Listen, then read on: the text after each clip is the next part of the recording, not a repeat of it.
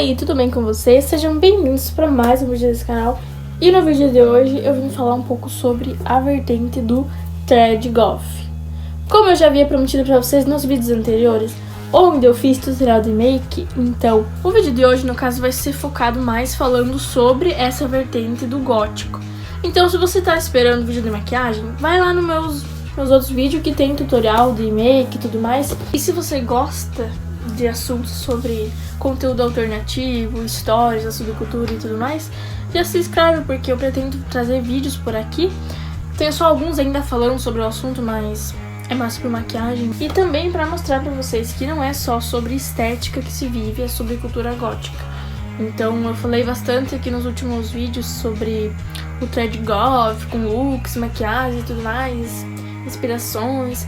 Mas eu acho importante falar um pouquinho da história e tudo mais. Então bora lá pro vídeo. O que seria Trad Goth? Traduzindo pra vocês, é o tradicional gótico. O gótico tradicional.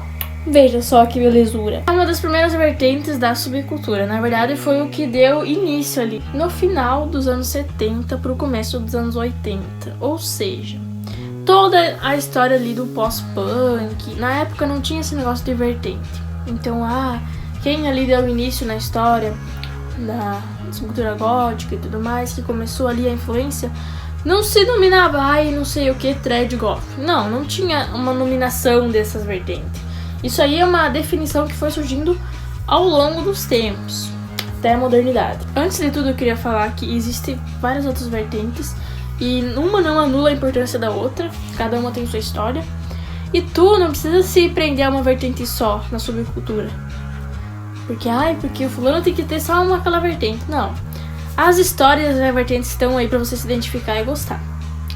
Cada vertente linda. Eu sou apaixonada no Vampire Goth, no Romantic Goth, que envolve toda a era apaixonante, toda a era romântica e o romantismo e tudo mais.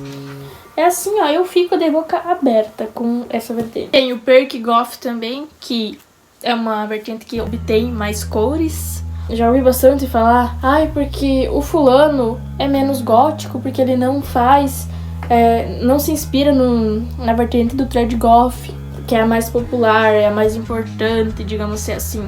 Com essa vertente, tanto faz. Você gostando da subcultura é a conta. E daí, muitas pessoas só validam você, porque você tem que ser o gótico tradicional, sabe? Você já ouviu falar alguma coisa assim? Porque agora falando um pouco sobre a música. As bandas que também têm muita influência no post-punk, algumas influências do gênero das músicas, como por exemplo coffee rock, death rock, dark wave, cold wave. Desculpa a minha pronúncia, porque a minha pronúncia é péssima. Então, bandas que serviram de inspiração também. Bauhaus teve uma boa influência. A música Bela Lugosi's Dead, de Bauhaus, teve uma boa influência ali. Porque quando surgiu essa música, eles nem sabiam essa história do termo goth para a música na subcultura gótica. Mas foi a partir dessa música daí que se generou o termo. Porque na verdade goth era o significado de sombrio e melancólico. E aí, por isso, a história toda. Lembrando que o início da subcultura teve todo ali o movimento político e a liberdade de expressão e tudo mais. O que eu tô falando aqui, no caso, é o começo da vertente. Então, é a história aí baseada na vertente do Trad. The Cure, Six on the Beach, Joy Division e Bauhaus, tendo como principal dessa vertente. É uma vertente inspirada em ninho de morcego, um cabelo bem bagunçado, uma make bem preto e branco. Assim como era ligado mais no preto e tudo mais, o preto não era a única cor. Como eu falei, era ali no início da subcultura. Então, eu vou deixar umas fotos aqui de como que era o gótico dos anos 80 e tinha assim outras cores envolvidas nas roupas, cabelo, maquiagem. É mais focado no preto, sim, com certeza, mas não quer dizer que não tinha outras cores. Assim como naquela época também, era muito comum usar acessórios com pérolas, colares com pérolas e tudo mais. Eu só tenho esse brinco de pérola que eu acho ele muito lindinho. E hoje em dia tem gente que acha brega coisas com pérolas, só que na época era o auge na história da subcultura, nas roupas e acessórios e Vocês já ouviram falar do clube The Batcave? Esse clube é bem famoso. Foi um dos primeiros clubes britânico focado no público gótico. Foi daí que serviu as inspirações. Então lá que começaram a tocar as bandas como Bauhaus, The Cure. E eles nem sabiam que eles eram gótico. Até surgiu o termo goth.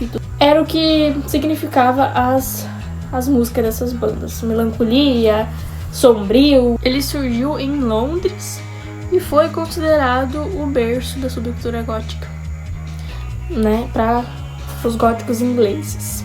Uma das cenas famosas do clube do Batcave era dançarinas que dançavam dentro de gaiolas. Lógico, era uma casa noturna, o que ia ter de conservador? Mas, tipo, a intenção era exatamente essa, né? Era não ser conservador. As pesquisas não falam sobre, o clube do Batcave queria passar a intuição de não ser conservador. Não. Mas existem muitas falas que usam o exemplo do clube do Batcave como quando alguém quer citar alguma coisa que gótico, que não sei o que, gótico de direita e conservadorismo. Não. A história já começa aí nesse clube que não existe conservadorismo. Porque a história da subcultura já começa ali, entendeu? Esse que era o ponto que eu queria falar. Mais uma vez lembrando que não existe gótico de direita. Isso é as brigas que acontecem na internet, porque eles querem falar o que não sabem. Tá tudo bem você gostar só do visual. Tá tudo bem você só gostar do visual, da música e tal. A vertente é mais focada na história das bandas, da música, a formação do termo das músicas, o gênero e o visual. Muita influência no visual, porque foi ali no início, né? O que foi dando início. Uma das coisas bonitas que surgiu no Trad Goth, que foi o significado de usar preto, que é sobre o luto na sociedade e a morbidez. Mas como assim luto na sociedade? Quem que morreu? Como eu havia dito, a subcultura surgiu de um movimento político do punk. Por isso que é bom também entender um pouco do que foi o movimento punk. Era toda uma luta ali contra... Na época, era como se fosse uma revolta das coisas que estavam acontecendo no governo, a falta de emprego, contra o conservadorismo, racismo, então era tipo meio que uma revolta e um luto contra essas coisas que aconteciam na sociedade. Foi basicamente o que deu início no movimento. A moda masculina também entra bastante aí, né? Como um dos exemplos influenciados é o Peter Murphy, que é o vocalista do Bauhaus, que também influencia aí a moda gótica pros homens. E mas homem usa maquiagem que não sei o que.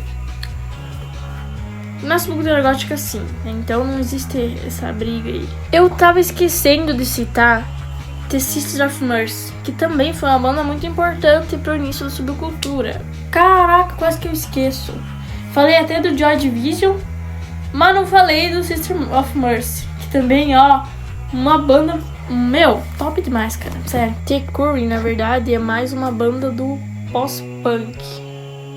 É mais uma banda do gênero post-punk. Mas nem toda banda do post-punk é gótica.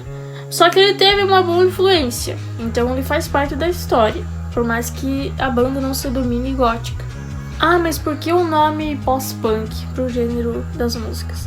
Porque na verdade o gótico ele só existe porque existiu o punk. Porque foi uma resposta do punk, por isso o pós-punk. O punk lutava contra o capitalismo e a classe operária. A diferença do gótico e do punk é que o punk lutava contra se expressava de uma maneira mais agressiva, entendeu? Mas era uma luta contra o capitalismo também. E o gótico é a resposta disso. Talvez eu faça um vídeo falando sobre a história do punk e as lutas e tudo mais. Mas ali eu tentei dar nesse vídeo aqui, só uma resumidinha. Caso vocês se perguntem, o que era pós-punk? Lembrando que se você é gótico e faz conteúdo pra internet e o teu conteúdo não tem nada a ver com assuntos da subcultura, você não tem obrigação de ficar falando sobre o que significa tal coisa de tal vertente, o que significa a história e tudo mais. Você não tem a obrigação de estar falando. Eu quis falar porque eu gosto desses assuntos, então, né? Até porque se você gosta da subcultura e se interessa pelo assunto, você vai atrás de pesquisar e de estudar.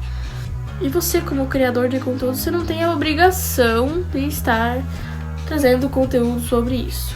Mas é bom, é importante e é legal às vezes, sabe? Então, e eu gosto de fazer conteúdo sobre o make. Muito make, look. Como eu falei lá no início do vídeo, é legal falar um pouco sobre a história pra vocês entenderem que não é só visual. Então é isso. Um beijão enorme pra vocês. E se vocês gostaram, se inscreve pra mais conteúdos sobre essas histórias. Beijo.